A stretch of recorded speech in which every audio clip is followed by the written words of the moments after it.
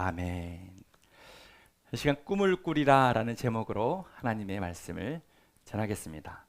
우리는 신약 성경의 5번째 성경을 계속해서 묵상하고 또 나누고 있습니다. 사도행전, 과연 우리가 말씀을 듣는 이 책은 어떤 책일까요? 여러분, 주보에도 나왔지만 사도는요, 아포스톨로스입니다. 이것은 보냄받은 자라는 뜻이 있습니다. 보냄받은 자. 저와 여러분은요, 어딘가에 하나님의 보냄을 받은 사람이라는 것입니다. 행전은 무엇입니까? 행할 해, 종기, 전. 행한 것을 기록한 기록물이라는 것입니다. 종합해 보면 하나님께 보냄받은 자들이 행한 것을 기록한 성경이 바로 사도행전이라는 것입니다. 그래서 영어로 act입니다. act. 행위, 행동.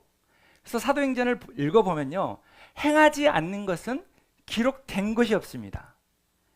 여러분, 알긴 알아도 행하지 않는 거 하늘나라에 기록되지 않습니다. 여러분이 아는 거 아무리 작고 연약할지라도 행동하고 실천할 때 그게 하나님의 나라에 기록이 됩니다. 우리의 신앙이 알고도 행하지 않으면 공허한 신앙이 돼요. 공허한 신앙이 됩니다. 또한 하나님의 말씀을 모르고 자기 열심으로만 막 하게 되면 어떻게 될까요? 신앙생활이 하나님을 만나고 하나님을 쫓고 따르는 것이 아니라 나의 자아를 실현하는 그런 신앙생활을 하게 됩니다. 자기 만족의 신앙생활을 하게 된다는 것입니다. 여러분을 생각해 보십시오. 여러분은 보냄받은 곳이 어디입니까? 보냄받은 곳이 어디입니까?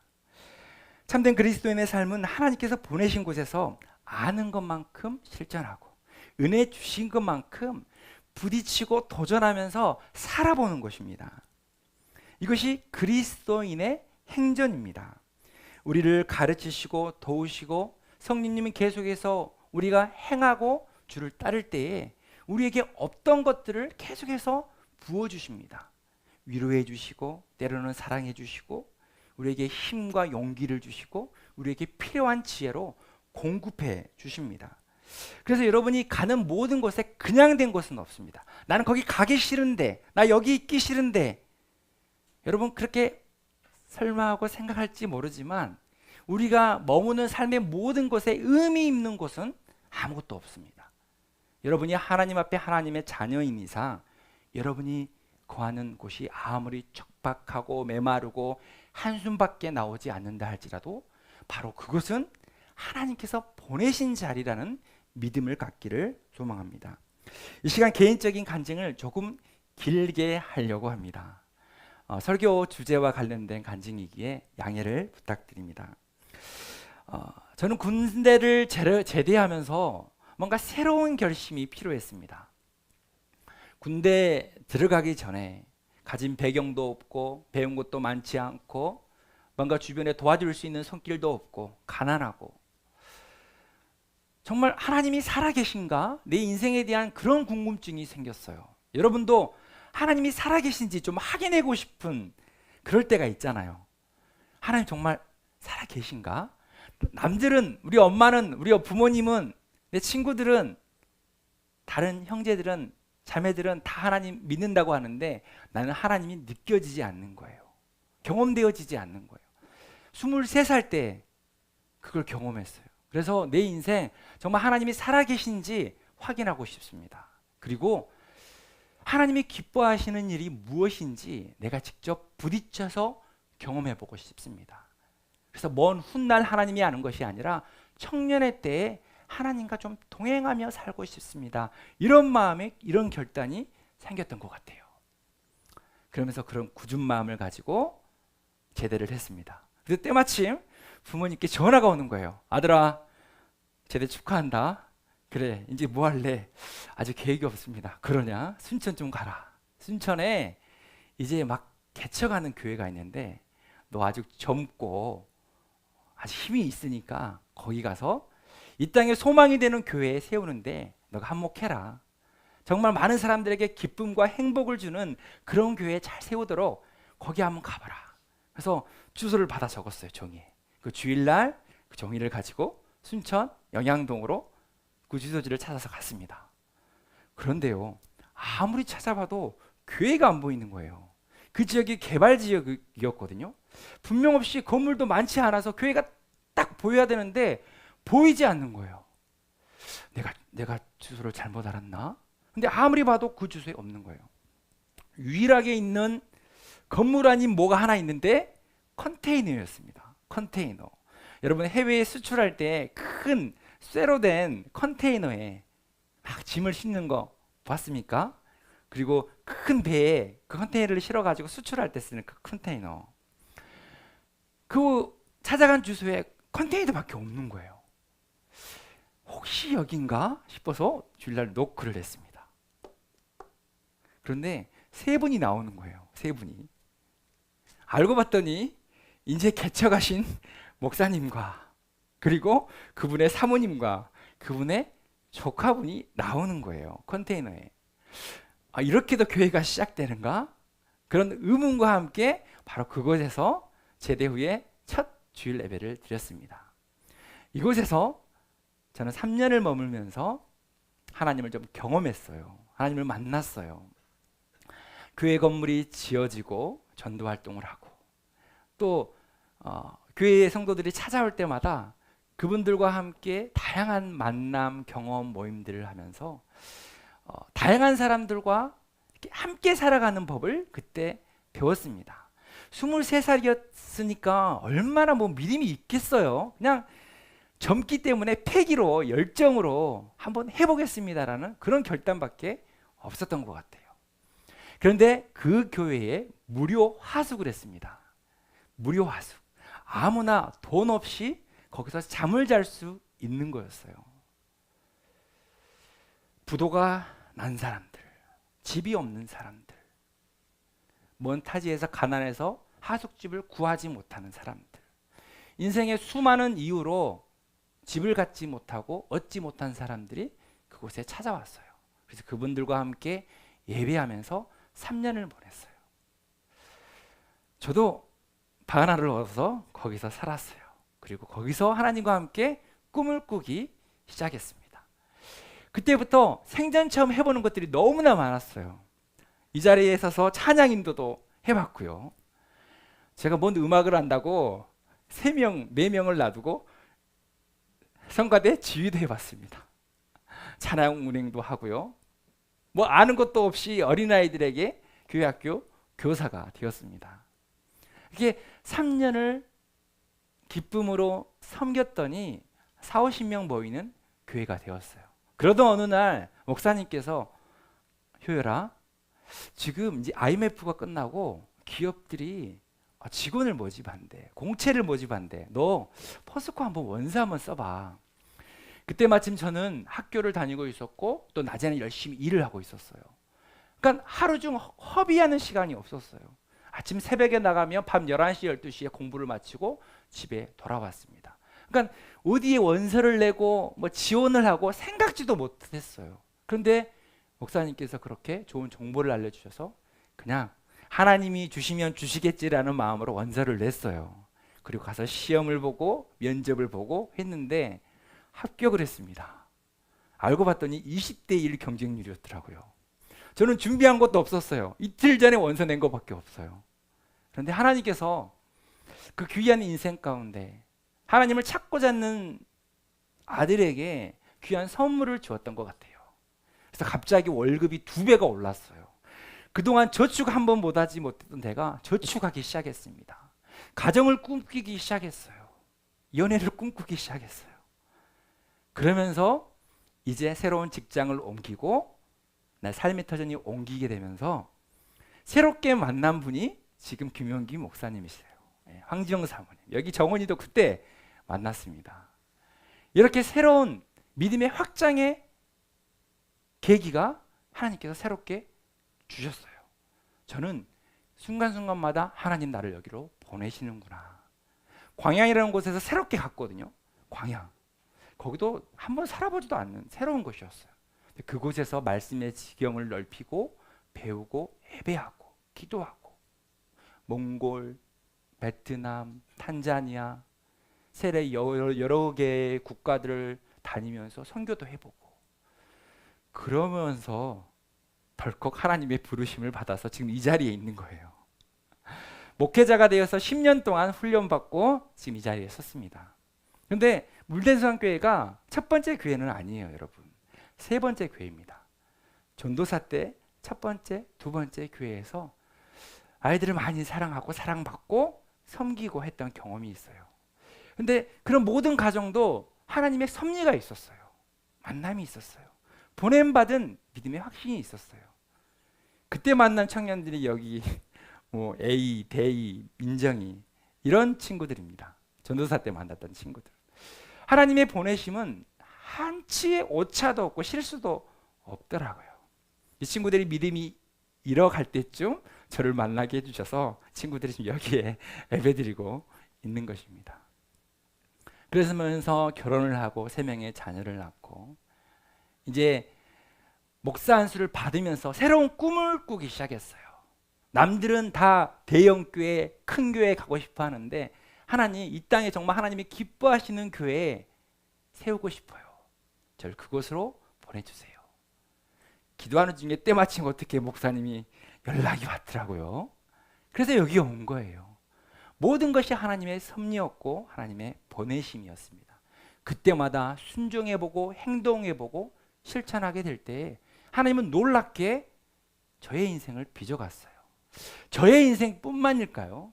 여러분들이 그렇게 믿음으로 확신하고 도전하고 순종하게 될 때에 그냥 아는 것으로 멈추지 않고 사도행전처럼 행해볼 때에 여러분의 삶은 놀랍게 변화되기 시작할 것입니다. 하나님의 살아계심을 정말 느끼고 싶습니까? 여러분 삶 속에 도전하고 실천해 보십시오. 실천해 보세요.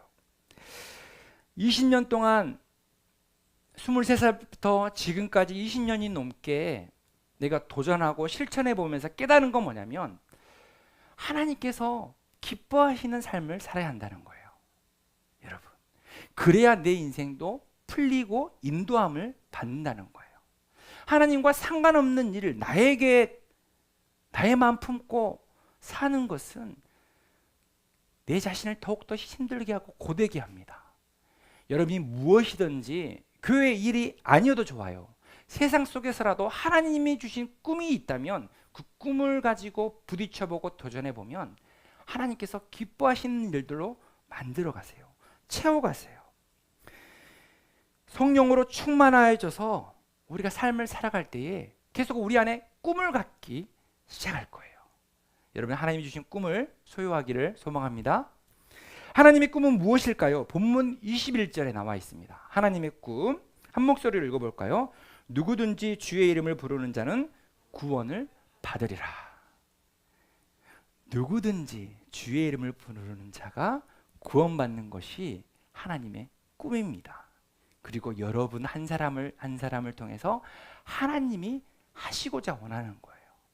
우리의 영혼이 구원받을 뿐만 아니라 우리의 삶이 치유되고 회복되고 우리의 삶이 정말 살아나는 거, 그게 하나님께서 저와 여러분들을 향한 계획이고 원하신 바라는 거예요. 중요한 것은 누구든지 자격이 있다는 거예요. 여러분, 자격이 없는 사람이 없어요. 그냥 아무나예요. 그냥 아무나 하나님의 구원은 다 경험할 수 있는 것입니다. 하나님께서 아무나 어떤 제약도 없다는데 만약 우리 안에 나랑 친하게 지낼 사람, 내가 멀리할 사람, 선을 정하고 거리를 두고 이런 일은 있을 수 없습니다. 모든 사람에게 자격이 있어요. 그렇기에 저와 여러분들은요, 누구에게나 따스하게 다가갈 수 있는 그런 온기가 가득한 믿음의 사람이 되어야 합니다.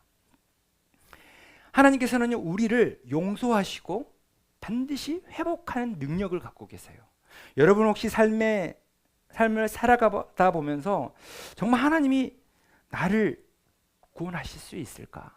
나의 삶을 일으켜 세우실 수 있을까? 나를 회복시킬 수 있을까? 지금 메마르고 척박하고 인간적인 도움이 다 끊겨버린 나의 삶, 정말 다시 시작할 수 있을까? 의문이 든다면 여러분 꿈을 꾸십시오. 소망을 가지세요.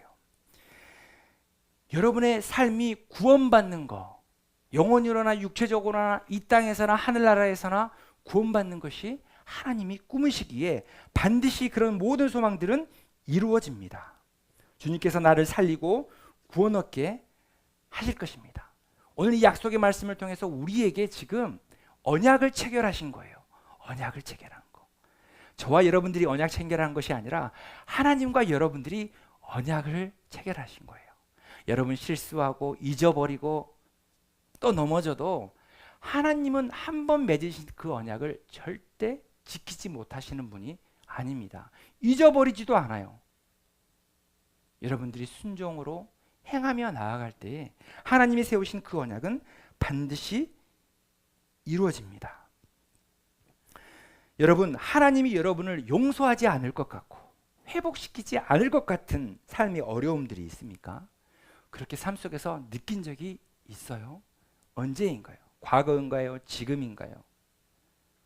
지금 막막한 삶의 위치가 여러분의 삶 가운데 처해 있나요? 하나님이 회복시키지 못할 분이 없어요. 성경에 보면 오늘 이 말씀을 본문에 말씀하는 베드로가 나옵니다. 이 베드로는요, 갈릴리 어부 출신이었어요. 가진 게 없어서 매일 나가서 그물로 고기를 잡지 않으면 온 가족이 굶을 수밖에 없는 그런 연약한 사람이었다는 거예요. 배운 것도 없어요. 오직 물고기 잡기 위해 그물을 던지는 것밖에 배운 게 없는 사람이에요. 그런데 하나님께서 그 베드로를 부르십니다. 예수님과 동행하는 여정 속에서도 베드로는요, 혈기가 가득했어요. 쉽게 화를 냈어요. 쉽게 칼을 들었어요. 예수님 십자가에 달려 죽어가실 때도 베드로는요, 비겁하게 예수님을 부인했던 사람입니다. 그런 베드로를 주님께서 찾아가시고 치유하시고 회복시키시고 하나님의 사도로 삼아주셨다면 저와 여러분도 하나님께서 영적인 사도로 부르시지 않겠어요? 이제 이 베드로가 말씀 속에서 얘기합니다. 자기가 경험한 그 하나님에 대해서 얘기하기 시작합니다.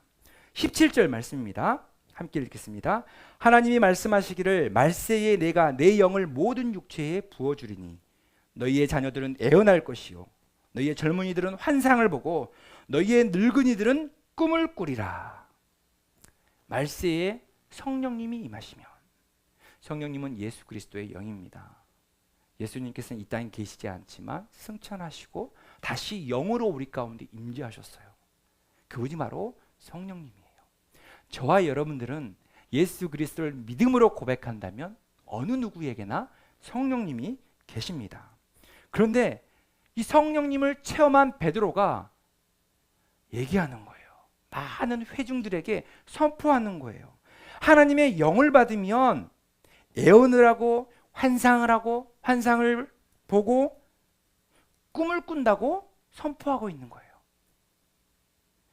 여러분, 애언을 하고 환상을 보고 꿈을 꾼다는 것이 어떤 의미일까요? 애언을 한다 이라는 단어는요, 뭐 미래의 어떤 일들, 내게 뭐 일주일 뒤에 한 달 뒤에 어떤 일이 일어날지를 쪽집게처럼 맞춘다는 의미가 아닙니다. 맡길 애예요. 여러분, 저축하면 예금이라고 하죠. 예금. 하나님께서 우리에게 말씀을 맡겨주신다는 거예요. 이 애언, 환상, 그리고 꿈은요, 구약 시대에는요, 뭔가 특별한 사람에게만 주시던 거예요. 애언자, 선지자, 왕, 뭔가 하나님의 대언자들에게만 줬던 것들이에요. 그런데 신약 시대에 예수님께서 이 땅에 오시고는 이 베드로가 얘기하잖아요.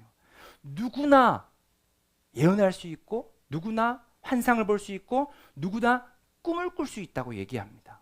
근데 그 예언이 뭐라고요? 하나님의 말씀을 맡겨주신다는 거예요. 여러분, 하나님의 말씀이 선포되면 그 말씀이 내 안에 맡겨진 거예요. 그 말씀으로 과거와 현재와 미래를 새롭게 해석하고 새롭게 실천하며 나아가야 하는 것이 우리의 삶인 거예요. 그래서 하나님의 영이 충만하면 우리 안에 말씀이 충만하게 돼요. 저와 여러분 누구나 애언자가 될 수 있습니다. 그 하나님의 말씀으로 내 삶을 아름답고 개척해 나갈 수 있습니다. 그게 바로 애언하는 삶입니다. 다음에 환상을 봅니다. 이 환상이라는 단어는요, 뭔가 황홀경에 의해서 뭔가 신비로운 것을 보다, 뭐 이런 의미라고 생각할 때가 있는데 이건 오해예요. 환상은 보다라는 의미가 있고 또 다른 의미로는 주의하다, 분별하다, 사려 깊다라는 뜻이 있어요. 내 삶을 보는데 주의하여 보는 거예요. 겉으로 보는 거 아니에요. 헛으로 보는 거 아니에요. 덜렁대면서 보는 게 아니에요. 내게 주어진 삶을 아주 사려 깊게 생각하면서 이 일이 어찌 될 일인지, 지금 내가 공부하는 것이 어떤 영향을 미치게 될 것인지, 내가 지금 잠깐 방황하고 있다면 이 방황이 나의 삶 가운데 어떤 영향력을 미칠지 주의하고 사려 깊게 생각해 보는 것을 의미합니다. 그러면서 분별하면서 하나님께서 인도해 주시는 길을 가는 거예요. 그래서 환상을 보는 사람은요, 대박 노리지 않습니다. 내가 가진 돈, 물질, 소유를요, 내 가진 거 이거밖에 없어, 저축보다 한 방이다, 한 방 노리지 않아요. 여러분, 한 방 노리지 마세요. 주의 깊게 살피고 사려 깊게 행동하면서 내 삶을 성실로 땀 흘리면서 만들어갑니다. 어떤 일을 해야 되는가? 하나님이 나에게 주신 은사는 무엇인가? 깊이 생각하고 사고하면서 꿈을 꾸면서 나아가는 사람이 환상을 보는 사람입니다. 그리고 마지막은 무엇입니까? 꿈을 꾸리라. 꿈을 꾸리라. 이것은 하나님의 꿈을 의미합니다. 이 땅에 하나님께서 기뻐하시는 꿈, 하나님께서 이 땅에 이루고 싶은 꿈. 누구든지 주의 이름을 부르면 구원을 얻는다. 누구든지 나를 통해서 예수 그리스도를 선포하면 누구든지 영혼의 구원함을 맛볼 뿐만 아니라 삶이 치유되고 회복되고 하나님의 은혜와 진리와 그 모든 하나님의 좋은 것들을 다 경험하게 하는 거, 내 삶이 살아나는 거, 나와 내 주변에 행복과 하모니 가득하는 거, 이렇게 내 삶이 하나 둘씩 변해가기 시작할 때에 하나님의 꿈을 꾸는 것이 됩니다. 여러분, 하나님의 꿈을 꾸기를 원합니다. 그런데요, 어떤 사람이 애언하고 환상 보고 꿈을 꿉니까? 성령 충만한 사람. 그러면 성령 충만한 사람은 어떤 사람이 성령 충만합니까? 기도하는 사람. 마가의 다락방 그 좁디 좁은 곳에서 120명이 모여서 기도합니다. 약속하신 성령을 기다리며 기도합니다. 기도할 때에 성령님이 임해요. 하나님의 마음이, 하나님의 그 높은 뜻이 이 낮고 낮은 나의 작은 마음 안에 투여돼서 들어오는 거예요. 그러기 시작하면 성령 충만함이 오고 애언하고 환상하고 꿈을 꾸게 됩니다. 자, 여러분들을 짧게는 몇 개월, 길게는 몇 년 동안 목양하면서 지켜 봤죠. 그리고 기도하죠. 근데 지금 보면 많은 청년들이, 말씀을 사모하는 청년들이 점점점 늘어가고 있는 것 같아요. 매주일 예배만큼은 꼭 드려야지, 한 주를 살아갈 말씀만은 꼭 들어야지, 그런 마음은 어느 정도 자리 잡은 것 같아요. 그리고 찬양을 통해서 하나님이 내게 주신 사랑과 은총을 좀 응답하면서 하나님께 영광 돌리는 삶도 뭔가 시작된 것 같아요. 여러분, 예전에 찬양하면 박수 한 번 안 치는 청년들, 다 성인들, 장년들 박수 치면 유일하게 박수 안 치는 청년들 딱 보면 그분이 청년이야. 그 사람이 청년이야. 무감각해요. 하나님을 하나님이라고 고백하는 그 찬양 가사에 무감각했던 것들이 청년들이었던 것 같아요. 근데 지금은 달라요. 예배팀도 최선을 다해서 정성껏 찬양을 준비하고 있고, 여러분도 먼저 예배 시간 맞춰서 하나님을 찬양하면서 나를 창조하시고 은혜 주신 것에 대해서 화답하고 응답하면서 예배로 들어가는 여러분의 모습이 보여요. 그런데 단 한 가지 부족한 면이 있습니다. 좀 올라갔으면 좋겠다는 것이 있어요. 그게 뭐냐면 바로 기도해요. 자신의 삶을 성령님의 임재로 채워가기 위하여 기도하는 사람은 잘 보기 힘들어요. 여러분 개인적으로 집에서 아침 저녁으로 뭐 30분씩 40분씩 뭐 기도하는지는 모르겠어요. 그런데 공적인 기도의 자리에 여러분의 모습이 보이지 않습니다. 한참 기도해야 할 텐데, 정말 하나님의 영으로 충만해야 할 텐데, 정말 환상을 보고 예언을 하고 꿈을 꿔야 할 텐데 여러분 기도하지 않아요. 여러분 기도의 사람이 되기를 원합니다. 기도의 계획을 짜기를 원합니다. 기도하십시오. 기도하는 사람이 성령의 충만함을 경험합니다.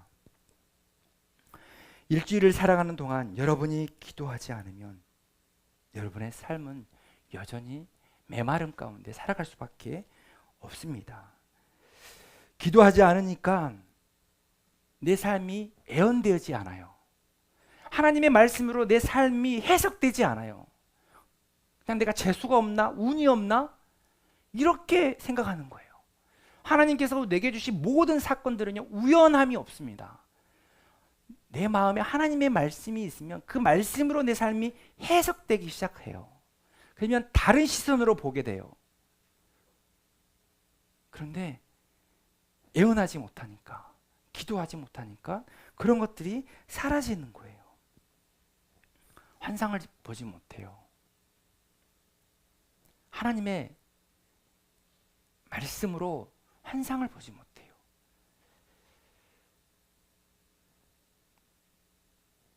그 하나님의 말씀을 가지고 내 삶 가운데 그 말씀을 삶 속에서 실천해내지를 못해요. 무엇이 옳은지 그른지 알 수가 없어요. 이게 하나님의 계획인지 내 생각인지 구별하지 못합니다. 주의 깊게 내 삶을 살피지를 못해요. 지금 내게 주어진 하루하루를 내일을 위하여 헌신적으로 애쓰고 수고하고 공부하고 일하지 못해요. 그냥 한 달을 살아가고 1년을 살아가는 거예요. 주의 깊게 내 자신을 아름답게 갖고 가지를 못하는 거예요. 왜? 기도가 없고 예언이 없으니까. 기도가 없으니까 꿈이 없습니다. 기도할 때에 여러분 하나님의 마음을 읽어요. 하나님의 말씀을 들어요. 하나님이 무엇을 기뻐하시는지, 내게 주어진 그 한 번밖에 없는 그 인생, 세상 친구들은 다 먹고 살기 바쁘고 집 없고 차 사기 바쁘고 그렇게 분주하게 살아가는데 오직 자신의 욕심과 탐욕을 위해서 열심히 살아가는데 그게 그냥 마냥 좋아 보여요. 여러분 그리스도인의 삶이라는 거, 하나님의 신적 사명을 받는 사람이라는 거, 그건 그의 삶에서 멈추지 않아요. 나의 삶을 통해서 또 다른 생명이 꽃피고 살아나는 것이 하나님의 꿈입니다. 하나님이 기뻐하시는 일들이에요. 기도해야만 그게 무엇인지를 알 수 있어요. 여러분 기도의 사람으로 여러분을 초청합니다. 특별히 이번 겨울 수련회는요, 여러분 이렇게 기도하라고 여러 번 얘기를 하지만 사실 저 청년회 때도 기도하라고는 많이 들었으나 어떻게 기도해야 하는지, 그 기도의 의미가 무엇인지, 과거 믿음의 선배들은 어떻게 기도했는지, 어떻게 기도하고 그 응답을 받는지 잘 배우지 못했던 것 같아요. 이번 겨울 수련회는요, 여러분의 눈높이에 맞춰서 기도가 무엇인지를 자세하게 함께 나누고 배울 수 있는 시간을 가지려고 합니다. 여러분 신앙생활 단순합니다. 말씀, 기도, 찬양. 근데 여러분 기도가 없어요. 기도의 사람이 되면 여러분은 놀랍게 하나님의 꿈의 사람이 됩니다. 사랑하는 청년 여러분, 우리의 예배의 최종 목적지는 여기가 아니에요. 예배 끝나고 여기에 목적이 아니라는 거예요. 하나님께서 우리를 부르시는 목적, 예배로 부르시는 목적은 여기가 최종 목적지가 아니라 세상입니다. 우리는 보냄받은 자예요. 우리는 움직이는 교회예요. 여러분이 가는 곳곳마다 바로 그곳이 하나님께서 우리를 보내시는 삶의 자리라는 것입니다. 그래서 우리는 잘 모이기 위해서 예배하는 것이 아니라 잘 흩어지기 위해서 모이는 거예요. 우리의 가정에서, 우리 학교에서, 우리 친구 관계 안에서 정말 세상에 소망이 없는 경제, 사회, 정치 분야에서 그 모든 곳에서 하나님의 나라를 만들어가는 것이 하나님께서 우리에게 부여하신 꿈이에요.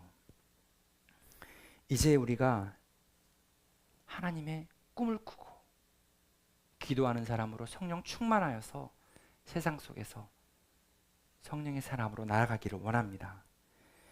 척박하고 메마르고 소망이 사라져가는 곳에서, 바로 그곳에서 하나님의 사람으로서 꿈을 꾸는 청년들이 되기를 바랍니다. 성령 충만함으로 세상을 변혁시키는 변혁의 주인공들이 되는 모든 청년들이 되기를 축복합니다.